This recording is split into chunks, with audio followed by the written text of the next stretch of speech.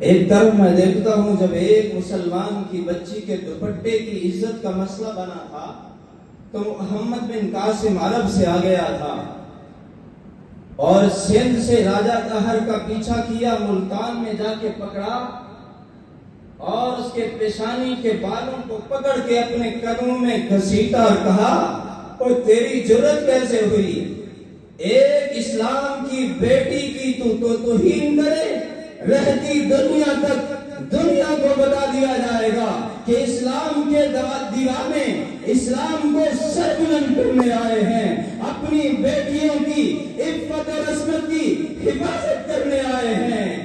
ایک طرف میرے سامنے وہ مناظر ہیں اور ایک طرف آج ہے کہ ہمیں ہر جگہ پہ خاک و خون میں نہلا دیا گیا، ہماری لاشوں کو میدانوں میں تڑپا دیا گیا، ہماری عبادت گاہوں کو تباہ کر دیا گیا، ہمارے ہنستے بستے شہروں کو اجاڑ دیا گیا۔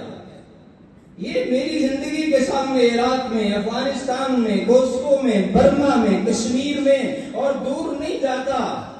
آج فلسطین میں کیا ہو رہا ہے؟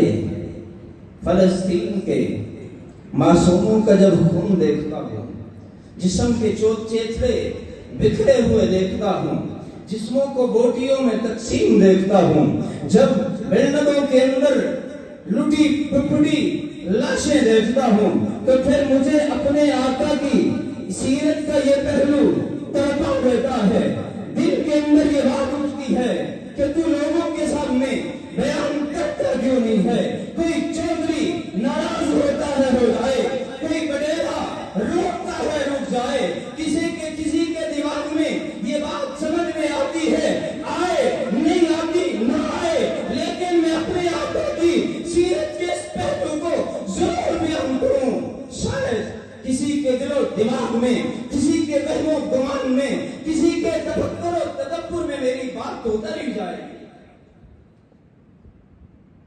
دنیا کے اندر میرے آقا سے حسین بھی کوئی نہیں تھا، میرے آقا سے جمیل بھی کوئی نہیں تھا، اللہ کی قسم میرے آقا سے زیادہ نرم و نازک جسم والا بھی کوئی نہیں تھا۔ لیکن آپ کو معلوم ہے کہ وہ حسن اخلاق والے بھی بڑے تھے، دشمنوں کو سینے سے لگانے والے، لوگوں کی کڑوی کسیلی سن کے برداشت کرنے والے، مسکرا دینے والے۔